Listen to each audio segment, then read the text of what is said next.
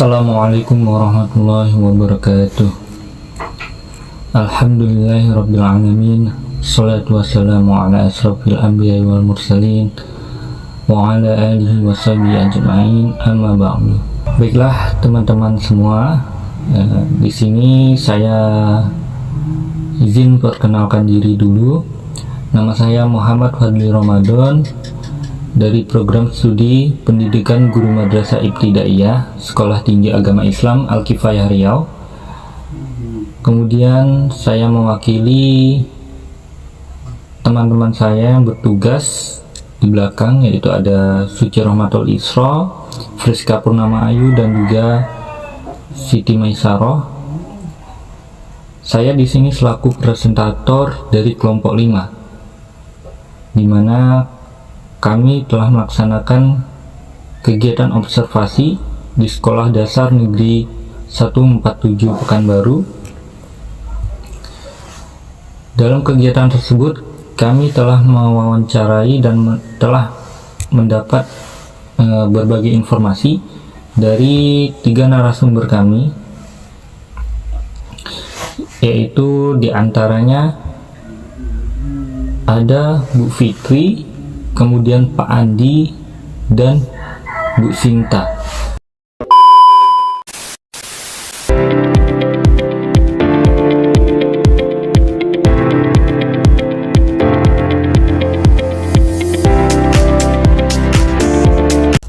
Nah, dari hasil observasi kami yang telah dilakukan beberapa waktu lalu, di sini kami telah menarik kesimpulan dan telah mengkaitkannya dengan teori-teori yang ada. Untuk itu mari kita bahas hasil dari observasi kami yang telah kami lakukan sebelumnya. Oke, masuk ke yang pertama ya, yaitu tentang pertanyaannya, apa strategi yang paling efektif yang dapat digunakan untuk memotivasi siswa yang kurang tertarik dalam pembelajaran. Menurut pendapat dari Bu Fitri dan Pak Andi, ini pendapatnya saling berkaitan ya. Nah, menurut pendapat narasumber pertama dan kedua, yaitu Bu Fitri dan Pak Andi, strategi yang paling efektif untuk memotivasi siswa ialah dengan menggunakan pendekatan personalisasi ya. Ini menurut Bu Fitri dan Pak Andi. Nah, kemudian jika menurut narasumber ketiga, yaitu Bu Sinta, strategi yang efektif yang dapat digunakan ialah strategi pembelajaran berbasis permainan dan kolaborasi. Nah, kita masuk ke teorinya. Kita masuk ke teori yang berkaitan dengan pendapat Bu Fitri dan Pak Andi atau narasumber 1 dan 2. Nah, ini motivasi siswa ialah dengan menggunakan pendekatan personalisasi. Jadi yang dimaksud dengan menggunakan strategi pendekatan personalisasi itu yaitu dengan cara mengenal dan memahami kebutuhan, kemudian minat dan gaya belajar siswa secara individual. Nah, dapat kita contohkan. Contohnya yaitu memberikan tugas yang sesuai dengan minat siswa tersebut. Nah, strategi yang digunakan oleh Bu Fitri dan Pak Andi tersebut, termasuk pada strategi yang umum digunakan. Nah, kemudian kita masuk ke teori yang berkaitan dengan Bu Sinta. Nah, jadi menurut Bu Sinta tadi, strategi yang efektif yang dapat digunakan ialah strategi pembelajaran berbasis permainan dan kolaborasi. Nah, teori yang berkaitan dengan tersebut yaitu strategi pembelajaran berbasis permainan dan kolaborasi, yaitu adalah merupakan strategi yang menggunakan permainan edukatif untuk membuat proses pembelajaran yang menjadi lebih menyenangkan. Nah, contohnya itu untuk di era modern saat ini, kita dapat menggunakan kuis, puzzle, ataupun permainan online lainnya. Nah, sedangkan kolaborasi mendorong kerjasama antar siswa untuk meningkatkan motivasi dan interaksi antar siswa. Nah, contohnya yang dapat kita terapkan yaitu melakukan proyek kelompok, kemudian diskusi ataupun presentasi bersama. Nah, strategi yang digunakan oleh Bu Sinta ini termasuk kepada strategi umum juga. Nah, jadi itulah penjelasan dan pendapat dari narasumber-narasumber kami terkait dengan pertanyaan pertama, lengkap dengan kami sertakan teorinya yang berkaitan dengan masing-masing argumen tersebut. Nah, kemudian kita masuk ke pertanyaan yang kedua. Nah, di sini kami mengajukan pertanyaan, bagaimana Anda mengintegrasikan minat dan bakat siswa ke dalam kurikulum yang ada? Nah, integrasikan minat siswa ke dalam proyek-proyek berbasis riset dan menggunakan pendekatan yang terstruktur. Nah, sedangkan menurut Pak Andi sendiri, cara mengintegrasikannya itu harus diintegrasikan secara alami ke dalam proses pembelajaran itu sendiri. Untuk Bu Sinta dan Bu Fitri, berdasarkan teori, pendekatan proyek berbasis riset adalah metode pembelajaran yang mengintegrasikan konsep pembelajaran dengan aplikasi nyata melalui proyek riset. Nah, contohnya yaitu penelitian dampak limbah plastik. Ini merupakan contoh proyek berbasis riset ya, yaitu penelitian dampak limbah plastik, kemudian penelitian efek kesehatan dari konsumsi makanan. Nah, itu merupakan dua contoh proyek berbasis riset.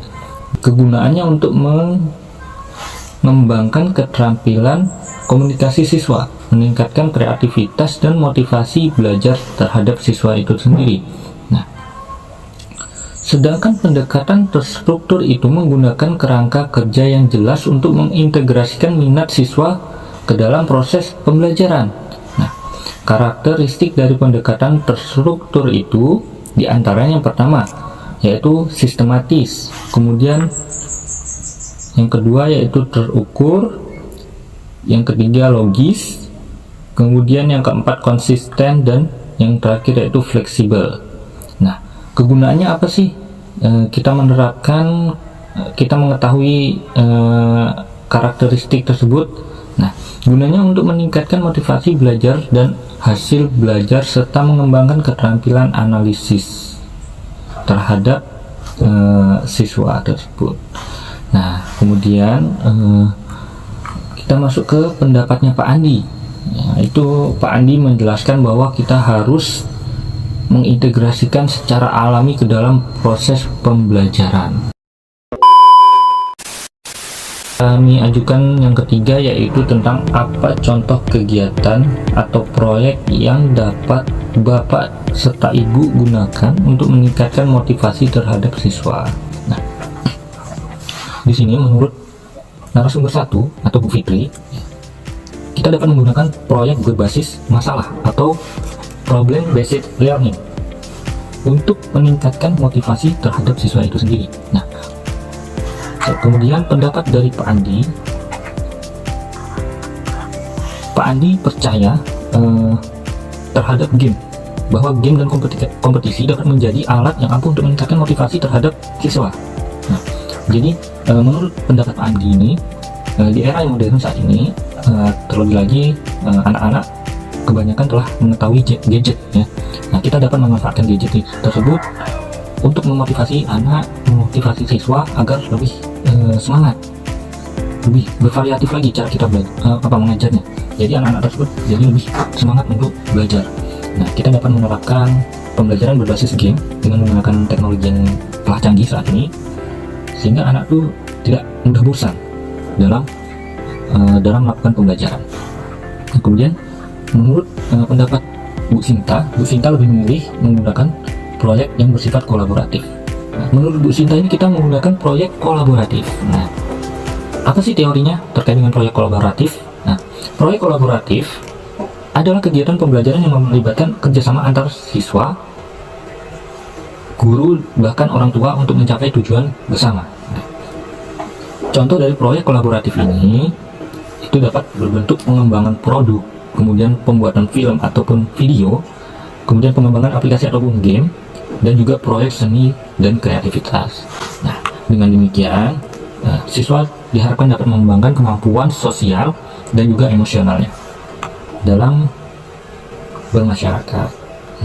Kemudian kita masuk ke pertanyaan selanjutnya, yaitu pertanyaan keempat yang kami ajukan kepada ketiga narasumber kami. Nah, pertanyaannya adalah, apa saja metode penilaian yang dapat Bapak Ibu gunakan untuk mengukur pencapaian tujuan pembelajaran akademik? Nah, di sini pendapat dari ketiga narasumber kami itu sama, ya, mulai dari Bu Fitri, Pak Andi, dan juga Bu Sinta itu sama. Nah, menurut beliau, penilaian yang dapat digunakan untuk mengukur pencapaian tujuan pembelajaran akademik, kita dapat menggunakan pendekatan autentik yang beragam dan juga mengandalkan kombinasi tes tertulis, tugas proyek, dan juga penilaian berbasis kinerja. Jadi itulah penjelasan argumen dari ketiga narasumber kami terkait dengan pertanyaan keempat yang kami ajukan kepada beliau beserta dengan teorinya. Kemudian kita masuk ke pertanyaan yang kelima yang kami ajukan kepada ketiga narasumber kami, dimana pertanyaannya adalah, bagaimana Anda menangani perilaku siswa yang tidak sesuai dengan nilai-nilai yang diterapkan di sekolah, yang telah diatur di sekolah. Nah, di sini pendapat dari Bu Andi,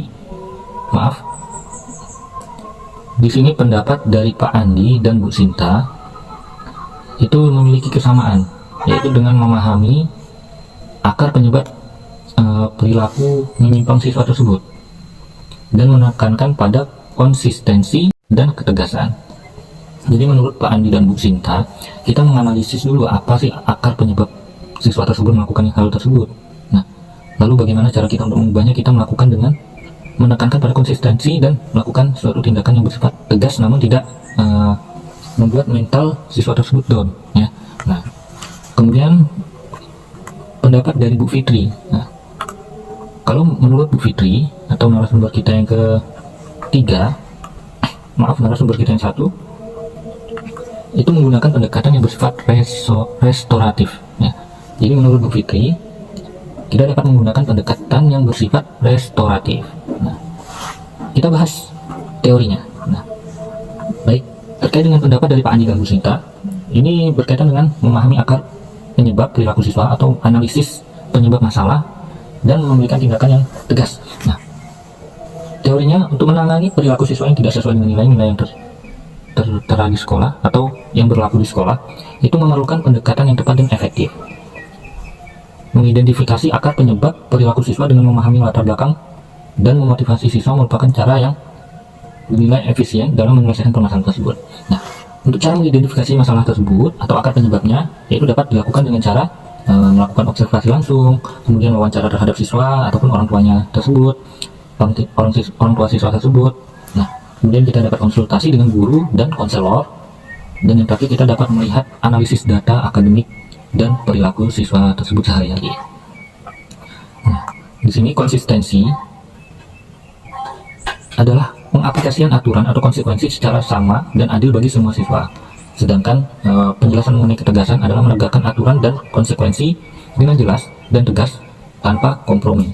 Nah, Nantinya dengan konsistensi dan ketegasan ini diharapkan akan mengurangi perilaku yang tidak sesuai yang dilakukan siswa tersebut, serta meningkatkan disiplin dan kontrol, serta membangun kepercayaan dan respect antara siswa dan guru.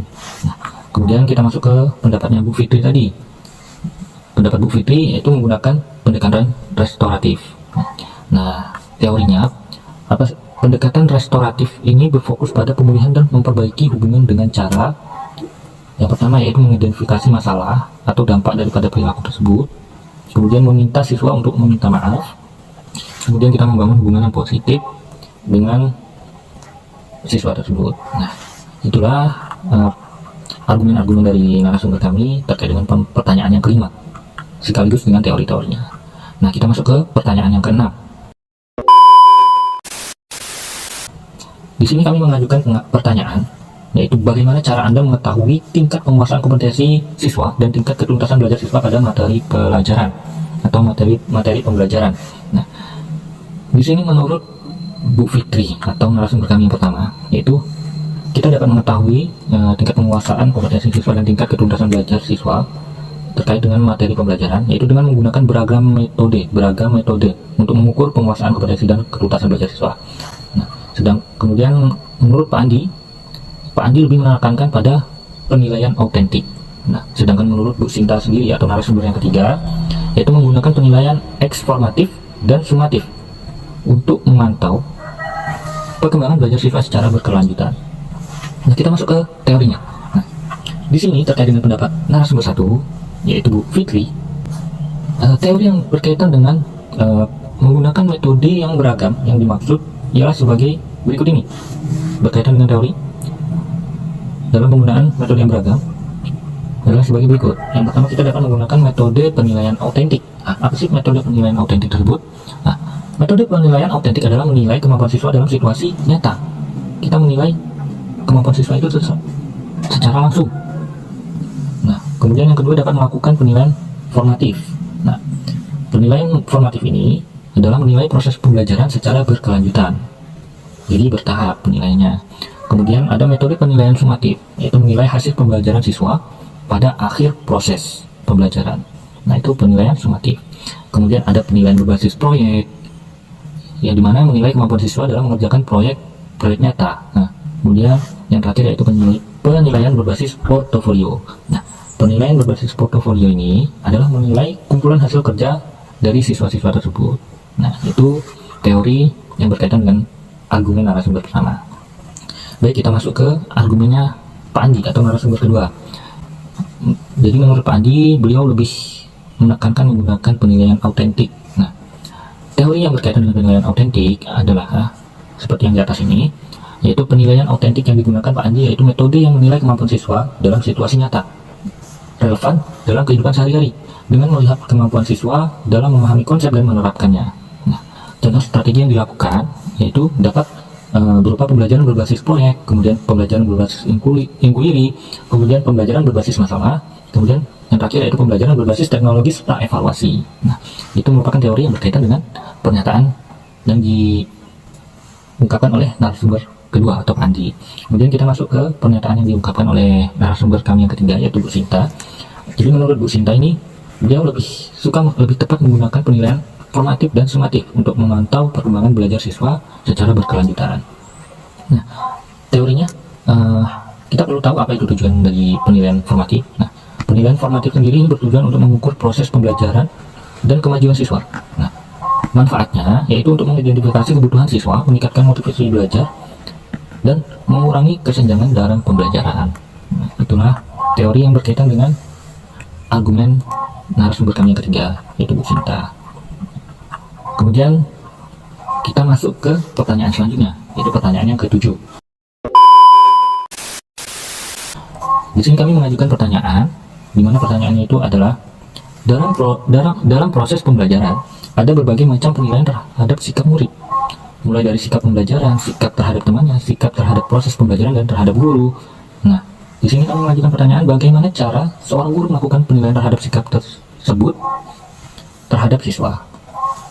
Di sini ketiga guru tersebut berpendapat dengan pendapat yang intinya sama, ya, yaitu sama-sama melakukan penilaian melalui observasi langsung selama proses pembelajaran dan menganalisis hasil belajar. Nah, teorinya, observasi langsung yang dilakukan oleh ketiga narasumber kami tersebut itu memiliki tujuan untuk mengamati perilaku, sikap, dan kemampuan siswa secara langsung yang dilakukan selama pembelajaran berlangsung. Nah, untuk mengidentifikasi kelemahan dan kekuatan siswa, mengembangkan strategi pembelajaran siswa, dan mengembangkan strategi pembelajaran. Nah, kemudian dengan melakukan analisis hasil belajar yang bertujuan untuk menilai pemahaman dan kemampuan siswa yang dilakukan setelah proses pembelajaran itu selesai. Tujuannya yaitu tujuan penerapan metode ini, observasi, yaitu untuk mengukur pencapaian kompetensi, kemudian mengidentifikasi kesuksesan program pembelajaran yang telah dilakukan. Nah, itulah pendapat ketiga narasumber kami sekaligus teori yang kami paparkan terkait dengan pertanyaan yang ketujuh. Baik, kita masuk ke pertanyaan yang selanjutnya. Pertanyaan kami yang ke-8. Di sini kami mengajukan pertanyaan tentang sebagai seorang pengajar, bagaimana cara Anda menggabungkan penilaian akademik dan sikap dalam rapor atau laporan perkembangan siswa. Nah, di sini menurut narasumber kami yang pertama yaitu Bu Fitri, beliau melakukannya dengan cara yang pertama mengintegrasikan penilaian akademik dan sikap dalam satu rapor untuk memberikan gambaran lengkap perkembangan siswa tersebut. Kemudian yang kedua, menggunakan standar penilaian yang jelas dan konsisten. Nah, kemudian kita masuk pendapatnya narasumber kami yang kedua yaitu Pak Andi. Nah, menurut Pak Andi, beliau lebih tepat menggunakan sistem penilaian holistik dan memadukan aspek akademik dan non-akademik. Kemudian membuat rubrik penilaian sikap yang jelas dan bersifat objektif. Nah, itulah pendapat dari narasumber kami yang kedua. Selanjutnya teorinya. Baik, menurut pendapat yang pertama, pendapat dari narasumber kami yang pertama yaitu Bu Sinta, prinsip penggabungan atau integrasi. Nah, beliau menggunakan prinsip penggabungan. Di sini integrasi memiliki definisi sendiri yaitu menggabungkan penilaian akademik dan sikap dalam satu rapor. Kemudian kita masuk ke konsisten. Nah, apa sih konsisten itu? Konsisten yaitu menggunakan standar penilaian yang jelas dan tidak berubah, gitu ya maksudnya. Nah, tujuan dari integrasi tersebut yaitu untuk memberikan gambaran lengkap perkembangan siswa, kemudian membantu mengambil keputusan tentang kelanjutan pendidikan.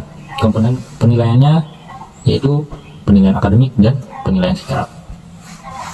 Kemudian kita masuk ke pernyataan yang diungkapkan oleh narasumber kedua kami yaitu Pak Andi, yaitu menggunakan sistem penilaian holistik dan juga membuat rubrik penilaian sikap yang jelas dan objektif. Nah, teorinya penilaian holistik yaitu adalah penilaian yang mempertimbangkan keseluruhan aspek perkembangan siswa yang mencakup akademik, sikap, keterampilan, kreativitas, kemampuan berpikir kritis, dan analitis. Nah, kemudian ada rubrik penilaian. Rubrik penilaian adalah tabel atau matriks yang digunakan untuk menilai kemajuan siswa berdasarkan kriteria tertentu. Nah, apa sih komponen yang terdapat dalam rubrik penilaian ini? Nah, komponen rubrik penilaian yang pertama yaitu ada kriteria penilaian atau aspek yang dinilai, kemudian standar penilaian atau kriteria keberhasilan, kemudian skala penilaian atau nilai predikat, kemudian yang terakhir yaitu deskripsi penilaian atau penjelasan tentang kinerja siswa. Nah, untuk contohnya sendiri yaitu kriteria penilaian adalah pengetahuan standar penilaian. Nah, untuk contohnya kriteria penilaian itu adalah pengetahuan. Kemudian untuk standar penilaian yaitu seberapa mengerti siswa tersebut terhadap konsep yang dijelaskan. Kemudian skala penilaian adalah berbentuk angka mulai dari 80 sampai dengan 100. Kemudian untuk deskripsi penilaian ini dapat berupa sangat baik, baik atau cukup baik, atau mungkin kurang baik. Nah, itulah itu dia contoh kriteria penilaian dan juga pemaparan teori terkait dengan pertanyaan yang kami ajukan kepada ketiga narasumber kami, yaitu pertanyaan yang ke-8. Baik, kita masuk ke pertanyaan yang 9. Pertanyaan yang 9 yaitu, bagaimana Anda memastikan bahwa penilaian Anda bersifat adil dan objektif untuk seluruh siswa? Nah, di sini pendapat dari Bu Sinta dan Pak Andi ini memiliki kesamaan, yaitu dengan menggunakan penilaian yang jelas dan menggunakan rubrik penilaian yang objektif. Sedangkan menurut Bu Fitri berbeda dengan Pak Andi dan juga Bu Sinta. Bu Fitri berpendapat itu dapat dengan menggunakan penilaian holistik. Nah, coba kita lihat teorinya.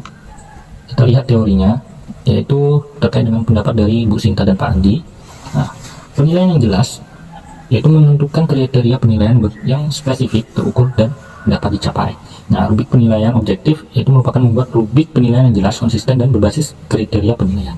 Nah, manfaatnya untuk meningkatkan kepercayaan siswa, mengurangi kesalahpahaman, dan mengembangkan kesadaran diri terhadap siswa.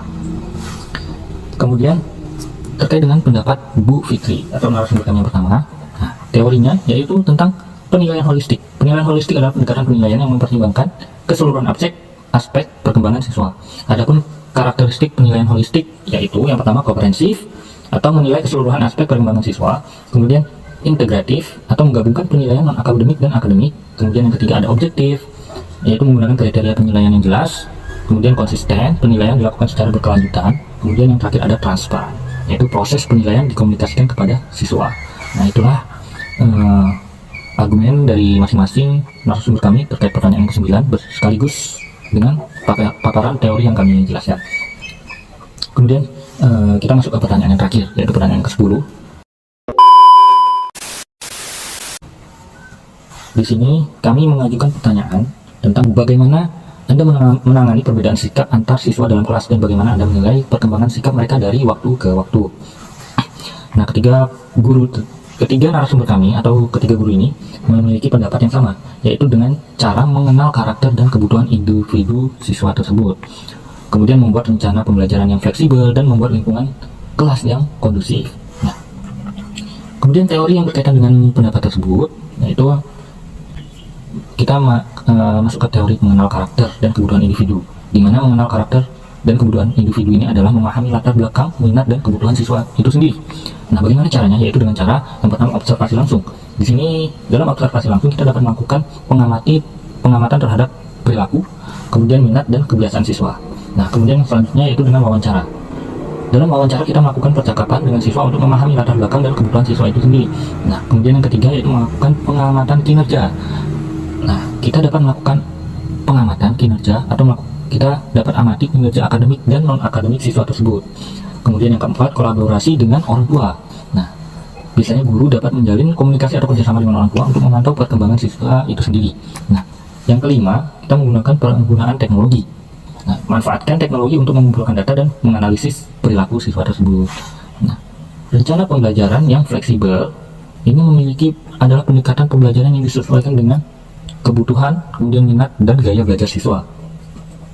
Adapun karakteristik dari pembelajaran fleksibel itu sendiri adalah yang pertama, sesuai dengan kebutuhan siswa, fleksibel waktu dan tempat, penilaian berbasis teknologi, kemudian kolaborasi antar guru dan siswa. Kemudian yang kelima, yaitu pengembangan keterampilan hidup dengan menggunakan metode pembelajaran yang fleksibel seperti pembelajaran berbasis proyek, kemudian pembelajaran berbasis game, pembelajaran berbasis masalah, pembelajaran berbasis kerjasama, dan kemudian berbasis simulasi. Nah, hal tersebut diharapkan dapat membantu kita dalam mengenal karakter dan minat siswa tersebut. Kemudian selanjutnya kita membuat lingkungan kelas yang kondusif dengan cara yang pertama, membangun hubungan positif, kemudian mengatur kebijakan kelas, kemudian membuat lingkungan fisik yang aman, kemudian dapat mengadakan aktivitas ekstrakurikuler, mengadakan evaluasi pendidikan, dan yang terakhir membantu siswa mengembangkan kesadaran diri dan harga diri mereka. Jadi itulah 10 pertanyaan yang kami ajukan kepada ketiga narasumber kami, yaitu Bu Fitri, Pak Andi, dan juga Bu Sinta.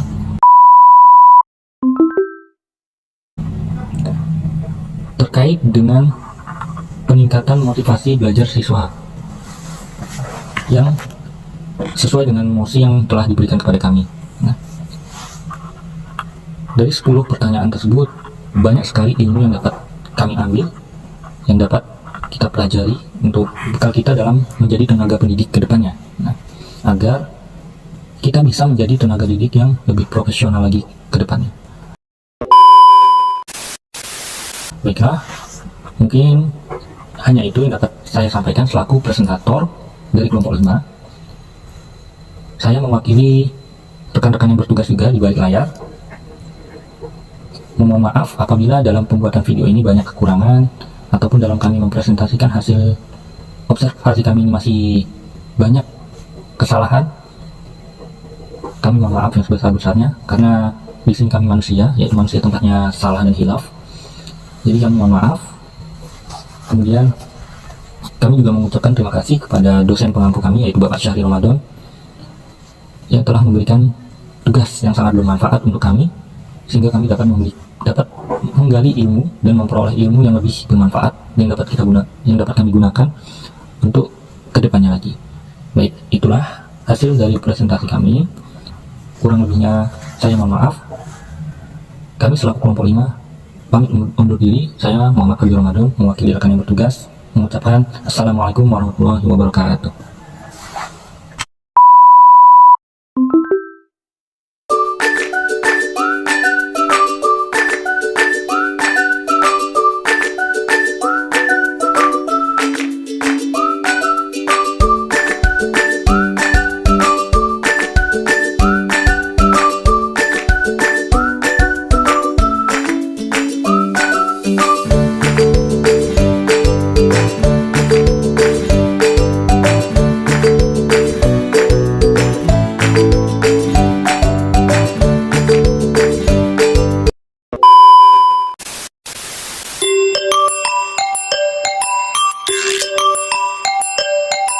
Thank you.